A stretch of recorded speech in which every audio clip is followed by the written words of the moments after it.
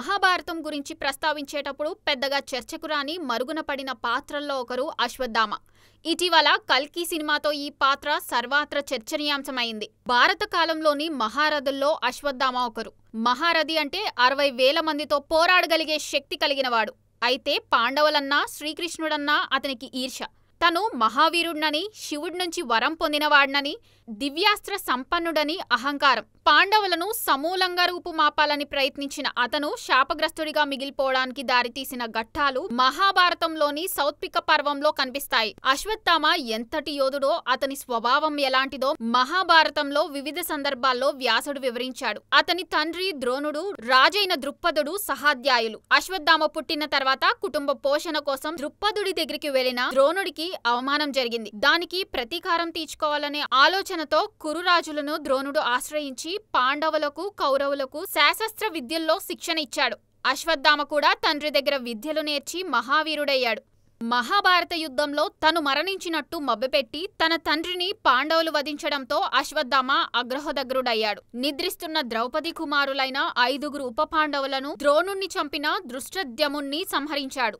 ఇది విన్న ద్రౌపది భీముణ్ణి చంపిన అశ్వత్థామను చంపకపోతే ప్రయోప్రవేశం చేస్తానని ప్రతిజ్ఞ చేసింది. అశ్వత్థామ అడవులు పట్టిపోయి ఉంటాడు. అతన్ని చంపినట్లు నిదర్శన ఏంటి అని అడిగాడు ధర్మరాజు. అతని శిరసుపైన సహజమైన రత్నముంది, దాన్ని తెస్తేనే నేను బ్రతుకుతానంది ద్రౌపది. అశ్వత్థామ సంహారానికి భీముడు, అతని రథసారథుడిగా నకులుడు బయలుదేరారు. కురుక్షేత్రం దగ్గర ఆగి అశ్వత్థామ ఎక్కడున్నాడో తెలుసా అని అక్కడ వారిని అడిగారు. అశ్వత్థామ వ్యాసుడి ఆశ్రమానికి వెళ్లాడని వారు చెప్పారు. ఈలోగా ధర్మరాజును కలవడానికి వచ్చిన శ్రీకృష్ణుడికి విషయం తెలిసింది. అప్పుడు కృష్ణుడు, ధర్మరాజా, భీముడొక్కడే వెళ్లాడా? అది ప్రమాదం. మనం కూడా వెళ్లడం మంచిది. ఎందుకంటే అశ్వత్థామ దగ్గర బ్రహ్మశిరోనామకస్త్రం ఉంది. పుత్రవాత్సల్యంతో దాన్ని ద్రోణుడు అతనికిచ్చాడు. అయితే అశ్వత్థామది కోపిష్టి స్వభావం అని ఆయనకు తెలుసు కాబట్టి ఎప్పుడైనా పాండవుల మీద దాన్ని ప్రయోగిస్తాడని అనుమానపడ్డాడు. అందుకే అర్జునుడికి కూడా ఆ అస్త్రాన్ని ఇచ్చాడు. అందుకే అర్జునుడంటే అశ్వత్థామకు ఈర్ష్య. ఆ అస్త్రాన్ని మనుషుల మీద ప్రయోగిస్తే ఎన్నో విపత్తులు కలుగుతాయి. కాబట్టి ఎన్ని ఆపదలు ఎదురైనా వేరే విధంగా తప్పించుకోవాలి తప్ప దీన్ని మాత్రం ఉపయోగించుకు అని అశ్వత్థామకు ద్రోణుడు చెప్పాడు. కానీ ఆ మాటలు అతని చెవికెక్కలేదు. అంతేకాదు, శివుడి వరం వల్ల తనకు మరణం లేదని, తన దగ్గర బ్రహ్మశిరోనామకాస్త్రం ఉందని, దాంతో ముల్లోకాలను కాల్చి బూడిద చేయగలనని అతనికి అహంకారం. మీరు అరణ్యవాసంలో ఉన్నప్పుడు ఒకసారి నా దగ్గరకు అశ్వత్థామ వచ్చాడు. ఈ అస్త్రాన్ని నా తండ్రి తపస్సుకు మెచ్చి అగస్త్య మహాముని ఇచ్చాడు. దీన్ని తీసుకొని నాకు నీ సుదర్శన చక్రం ఇవ్వు అని అడిగాడు. అతని మనసులోని ఉద్దేశం నాకు అర్థమైంది. నా చక్రం, కత్తి, గద చూపించి నీకు ఏది కావాలంటే అది తీసుకో, బదులుగా నువ్వు నాకు ఆ అస్త్రాన్ని ఇవ్వక్కర్లేదు. ఎందుకంటే స్నేహితుడికి ఏదైనా ఇచ్చినప్పుడు బదులుగా మరొకటి తీసుకోకూడదన్నాను. అశ్వత్థామ సంతోషంగా సుదర్శన చక్రాన్ని ఎడమ చేత్తో ఎత్తబోయాడు. కుదరలేదు. కుడి చేత్తోనూ కదిలించలేకపోయాడు. తన బలమంతా ఉపయోగించి 2 చేతులతో ప్రయత్నించాడు. కానీ ఎత్తలేక అలసిపోయాడు. నేను 12 ఏళ్లు హిమాలయాల్లో తీవ్రమైన తపస్సు చేసి దీన్ని సంపాదించాను. దీన్ని ఎవ్వరూ, ఆఖరికి అర్జునుడు కూడా కావాలని అడగలేదు. నువ్వు అడిగావు. ఇంతకీ దీంతో ఎవరి మీద యుద్ధం చేస్తావు అని అశ్వత్థామను అడిగాను. నువ్వు చక్రమిస్తే నిన్ను బతిమిలాడైనా నీతోనే యుద్ధం చేద్దామనుకున్నాను. అయితే ఈ చక్రం ధరించడానికి నువ్వే తగిన వాడివి. ఇది లేకపోయినా నాకు నష్టమేం లేదు. నీతో యుద్ధం చేయడానికి నా దగ్గర ఉన్న మహాస్త్రాలు చాలన్నాడు. అతనిలో అంత మహా అహంకారానికి కారణం బ్రహ్మశిరోనామకస్త్రం. అతను అధర్మ ప్రవర్తకుడు, క్రూర కర్మలు చేసేవాడు. భీముడికి ఏమైనా కావచ్చు అంటూ ధర్మరాజు, అర్జునులతో కలిసి బయలుదేరాడు కృష్ణుడు. వ్యాసుడి ఆశ్రమానికి ఉద్రేకంగా వెళ్తున్న భీముణ్ణి వాళ్ళు చూశారు. వాళ్ళు ఆగమన్నా భీముడు ఆగలేదు. ఆశ్రమంలో ఓ చోట అశ్వత్థామ తపస్సులో ఉన్నాడు. పెద్దగా అరుస్తూ తనపై వస్తున్న భీముణ్ణి, అతని వెనక అర్జున్ని, ధర్మరాజును చూశాడు అశ్వత్థామ. అంతకుముందు రాత్రి తను చేసిన ఘోరాలు గుర్తుకు వచ్చాయి. అతనిలో అధైర్యం మొదలైంది. వెంటనే రేళ్ల పరక తీసుకున్నాడు. బ్రహ్మశిరోనామకస్త్రాన్ని దానిలో ఆవహింపచేశాడు. అపాండవం కావాలి అనుకుంటూ ప్రయోగించాడు. ఆ బాణంలో నుంచి పుట్టిన మహాగ్ని అన్ని దిక్కులకు మహోగ్రంగా విజృంభించింది. ఇది చూసిన కృష్ణుడు, అర్జున, అది మరో అస్త్రంతో ఆగదు. నువ్వు కూడా ఆ అస్త్రాన్నే ప్రయోగించి నిన్ను, నీ సోదరులను రక్షించుకో అన్నాడు. అర్జునుడు తన గురువైన ద్రోణుణ్ణి స్మరించి అస్త్రం హతమర్చాలని అనుకుంటూ ప్రయోగించాడు. అది వెళ్లి అశ్వత్థామ ప్రయోగించిన అస్త్రాన్ని ఢీకొన్నాయి. దీంతో 3 లోకాల్లో అల్లకల్లోలం చెలరేగింది. జరగబోయే మహోత్పాతాన్ని గుర్తించిన నారదుడు వ్యాసాశ్రమంలో ప్రత్యక్షమయ్యాడు. వ్యాసుడితో కలిసి అర్జునుణ్ణి, అశ్వత్థామను శాంతింపచేయడానికి ప్రయత్నించాడు. ఈ భూమి మీద ఎందరో వీరులు పుట్టారు, మరణించారు.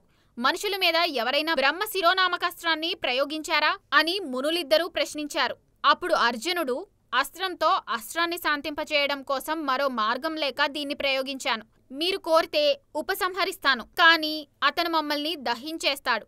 మా క్షేమం మీరే చూడాలి అంటూ అస్త్రాన్ని ఉపసంహరించాడు. నిజానికి ఆ అస్త్రాన్ని ప్రయోగించాక ఉపసంహరించడం దేవతల వల్ల కూడా కాదు. అలా ఉపసంహరించిన వాళ్లను అది చంపుతుంది. కానీ గురుభక్తి, తపశక్తి కలిగిన వాడు, దానగుణం, సత్యశీలత ఉన్నవాడు కాబట్టి అర్జునుడు ఆ పని చేయగలిగాడు. అది చూసిన మునులు ఆశ్చర్యపోయారు. అశ్వత్థామ కూడా ఉపసంహరించబోయాడు, కానీ సాధ్యం కాలేదు. అప్పుడు వ్యాసుడితో, భీముడు అధర్మ యుద్ధాల్లో దుర్యోధుణ్ణి చంపాడు, ఇప్పుడు నన్ను చంపడానికి వచ్చాడు. ఆ ఆగ్రహంతో, ప్రాణభయంతో నాకు మతిపోయి ఆ అస్త్రాన్ని ప్రయోగించాను. అది పాండవ సంతతినంతటినీ తుడిచిపెట్టేస్తుంది. అది పాపమైనా సరే నేను భరిస్తాను అన్నాడు అశ్వత్థామ. శిష్యుడనే వాత్సల్యంతో అర్జునుడికి నీ తండ్రి ఆ అస్త్రాన్ని ఇచ్చాడు. దాన్ని నీకు హాని కలిగించడం కోసం కాకుండా నీ అస్త్రం ఉపశమించేలా చేయడానికే అర్జునుడు ప్రయోగించాడు. మేము వద్దని చెప్పగానే ఉపసంహరించాడు. ఈ మహాస్త్రాన్ని మనుషుల మీదకు ప్రయోగించిన వారికి కీడు తప్పదు. ఇప్పుడు నీ అస్త్రం అతని అస్త్రంతో అణగారిపోతుంది. అది జరిగిన దేశంలో 12 ఏళ్లు వానలు పడవు. కాబట్టి దాన్ని అలాగైనా ఉపసంహరించు. నీ శిరోరత్నాన్ని అర్జునుడికివ్వు. ఇదే సంధి మార్గం అని హితువు చెప్పాడు వ్యాసుడు. కౌరవ సంపద అన్నిటినీ లాక్కున్న పాండవులకు రత్నాలకు కరువా? ఈ రత్నం ఉంటే దేవరాక్షసులు, జంతువులు, చోరుల భయముండదు. ఆకలి, దాహం, నిద్ర, అనారోగ్యాలు బాధించవు. అలాంటి రత్నం వీళ్లకు ఎందుకివ్వాలి? కానీ నువ్వు ఆజ్ఞాపించావు కాబట్టి ఇస్తున్నాను. కానీ నా అస్త్రం మాత్రం పాండవ స్త్రీల గర్భాలను నాశనం చేసి కానీ శాంతించదు అన్నాడు అశ్వత్థామ.